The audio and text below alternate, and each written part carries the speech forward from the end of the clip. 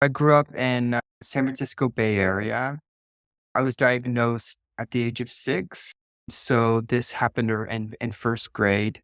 It was really attributed to the fact that I was not progressing and really kind of, you know, just going into my shell and crumpling out my homework and stuffing on the bottom of the bag and really not interested in anything that had to do with education. I was more interested in playing and imagining and storytelling. So my parents decided to homeschool me. So they took me out of school, which was pretty hard because I was isolated from all the friends that I was making and preschool and kindergarten and first grade.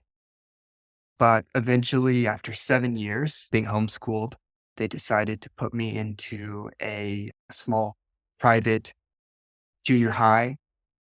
I was held back a couple grades. So I was the oldest, the tallest person in my class, which was okay. I remember it was a hard adjustment period because I wasn't able to socialize so much with kids my age.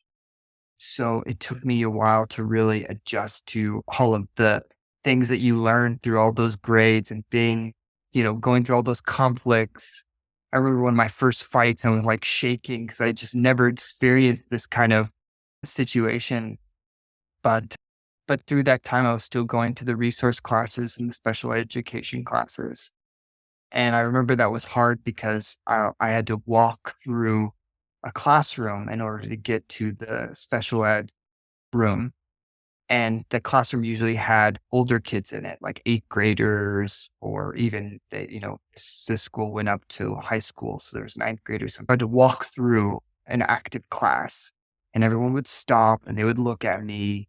And I remember I just felt so small and just so stupid and so judged.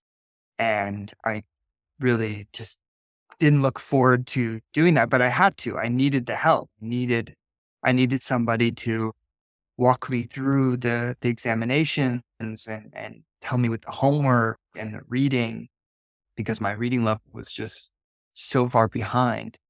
But I think it was very important. It was very necessary because I would I wouldn't have been able to pass or progress. But at the same time, I felt like it just wasn't me, and it just didn't make sense why I had to be doing this. And I just wish I didn't. I wish I could be different. And I think this is where I really learned to hide and bottle up my difference and to really, never talk about it, never share my experience, never, just lie about it essentially.